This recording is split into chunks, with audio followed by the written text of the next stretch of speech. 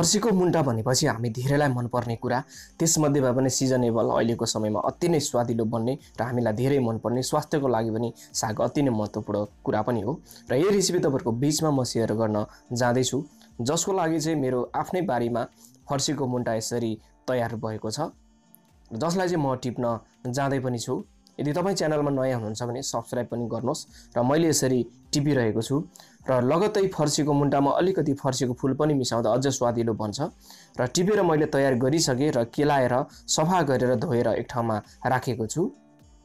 अब बनाउनुको लागि एउटा भाँडामा मैले तेललाई राखिदिएको छु। तेललाई मजाले तातिनलाई छोडिदिएँ र अलिकति सिङ्गो जिरालाई यसमा राखेँ। थोरै रातो खुर्सानी, सुकेको खुर्सानीलाई मैले प्रयोग गरेँ। अलिकति हरियो खुर्सानी पनि यसमा मैले राखेको छु।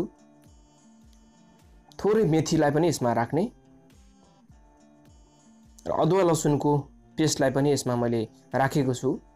र यी सबै सामग्रीहरूलाई यसरी अब चलाइदिनुपर्छ। तपाईँ च्यानलमा नयाँ हुनुहुन्छ भने च्यानललाई सब्सक्राइब पनि गरिदिनुहोस्।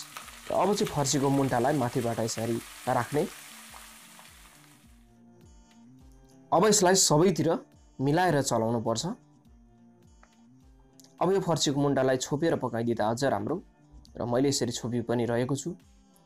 लगभग 5 मिनटपछि हल्का फर्सीको मुन्टा सफ्ट हुन थालेको छ र यसलाई बिचमा यसरी चलाइदिनु पनि पर्छ। अब अलिकति स्वाद अनुसारको नुन पनि माथिबाट राख्ने र फेरि पनि यसलाई यसरी चलाइदिने। आजको रेसिपी तपाईहरुलाई कस्तो लागिरहेको छ कमेन्ट गर्नलाई नभुल्नुहोला। र बिचमा यसरी फर्सीको मुन्टा पाक्दै पनि छ। लगभग फेरि मैले 10 मिनट जति पकाएपछि यतिको तयार भएको छ। र प्लस फेरि यसलाई मैले 5 मिनट जति पकाएँ। र यतिको गरेपछि फर्सीको मुन्टा हाम्रो तयार पनि भयो। र मैले चाहिँ यसरी सर्भ गरेको छु। अति नै मनपर्छ मलाई चाहिँ। तपाईहरुलाई कस्तो लाग्छ? यदि तपाईहरुलाई पनि फर्सीको मुन्टा मनपर्छ भने यसपालि यसरी नै बनाएर मिठोसँग आफ्नो परिवारमा खानुहोला। आजको रेसिपीप्रति कुनै पनि सल्लाह सुझाव छ भने लेख्नलाई नभुल्नुहोला। यस्तै नयाँ रेसिपी लिएर आउँछु। तबसम्मको लागि नमस्ते।